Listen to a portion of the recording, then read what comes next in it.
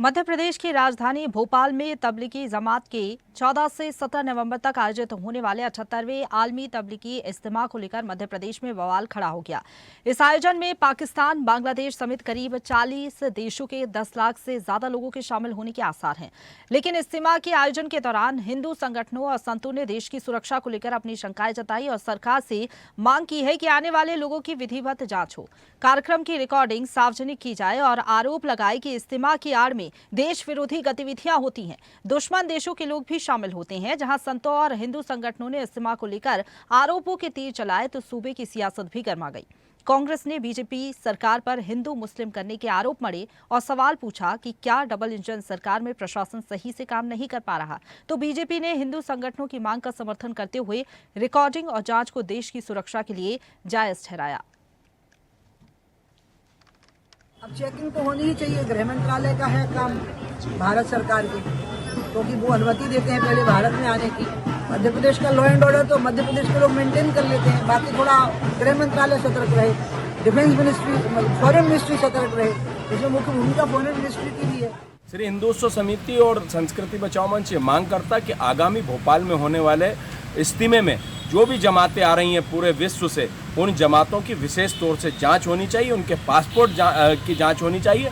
क्योंकि जिस प्रकार से फियादी ने हमले की यहाँ पर ट्रेनिंग ले रहा है सीए का लड़का जो सीए कर रहा था, जब ऐसे लोग भोपाल में मौजूद हैं तो किसी भी अपनी स्थिति का सामना करने में कोई मुझे संवेदनशीलता नज़र आती है कि किसी भी अप्रिय स्थिति निर्मित हो सकती है। और ये जो जमातें आती हैं ये पाकिस्तान से भी आती हैं, बांग्लादेश से भी आती हैं। तो इनकी जमातों की जांच होनी चाहिए, इनके पासपोर्टों की जांच होनी चाहिए, इनकी कट्टरवादिता की जांच होनी चाहिए। कहीं ऐसा तो नहीं कि उनमें भी कोई पढ़े लिखे देश की अखंडता को खंडित करने का प्रयास करने वाले लोग सम्मिलित हों, उनकी जांच हो।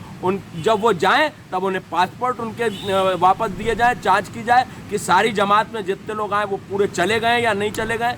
और दूसरी चीज़, जहां पर इनकी तकरीर हो रही है उस तकरीर की गवर्नमेंट को रिकॉर्डिंग करनी चाहिए। भोपाल में लगने वाले 14, 15, 16 तारीख को जो इज्तिमे का आयोजन है उसमें हम प्रशासन से ये मांग करते हैं कि जो भी अंगतुक बाहर से आ रहे हैं उनकी समुचित जांच होना चाहिए। चूँकि यदाकदा भोपाल में कई बार आतंकी संगठनों की घटनाओं को भी अंजाम दे चुके हैं लोग बाग, उसको मद्देनजर रखते हुए माननीय कलेक्टर को, यहाँ के कमिश्नर को हम लोग एक प्रतिवेदन दे रहे हैं कि उनकी जितने लोग आ रहे हैं, चूँकि भारत देश से नहीं आ रहे हैं, ये 40 देशों से और 44 देशों से लोग यहाँ इकट्ठे हो रहे हैं। सारे देश भारत के मित्र देश नहीं है, ये भी ध्यान रखना चाहिए। और यहाँ जो जितनी प्रकार की आतंकी घटनाएँ हैं वो ये लोग अंजाम न दे पाएँ, उसको मद्देनज़र रखते हुए इनकी समुचित जांच हो और जांच हो के पूरी व्यवस्था को ठीक ठाक किया जाए। कुछ भाजपा के नेता संघ समाज को गुमराह करके ऐसे बयान दिलवा रहे हैं। इज्तिमा का आयोजन मध्य प्रदेश की सरकार के सहयोग से ही होता है। मध्य प्रदेश सरकार का पुलिस बल, मध्य प्रदेश का पुलिस बल वहाँ मौजूद रहता है। आईजी से लेकर टीआई तक वहाँ मौजूद रहते हैं। इज्तिमा स्थल पे 3 दिन उनके गश्त भी होते रहते हैं। सारी रिकॉर्डिंग वैसे भी होती है। यूट्यूब के ऊपर कई चैनल पूरे के पूरे जो वहाँ सरमन्स होते हैं, बयान जिन्हें कहते हैं, जो धर्मगुरु का जो भाषण होता है, चलाए भी जाते हैं। और उसके साथ साथ वहाँ पूरा मीडिया रूम भी है, मीडिया को भी अनुमति होती है, जो चाहे चला जाए। जो वहाँ भाषण होता है वो 5 किलोमीटर के दायरे में लाउड स्पीकर से उनकी आवाज़ आती है। पाकिस्तानी नेशनल के आने का सवाल नहीं खड़ा होता है। इतना बड़ा झूठ बोल कैसे दिया किसी ने, क्योंकि पिछले 30 साल या 40 साल से तो कोई पाकिस्तानी नेशनल वहाँ आए ही नहीं है। अनुमति भारत सरकार ही देगी, अगर भारत सरकार नहीं देगी तो कोई कैसे आएगा। ये सवाल खड़े कर रहे हैं बीजेपी के एक विधायक जिनको मंत्री बनना है अपनी ही सरकार के ऊपर। तो ऐसे में इस तरह के खोखले आरोप लगाने से कोई भला नहीं होने वाला है। किसी का राजनीति चल रही है और कुछ नहीं है।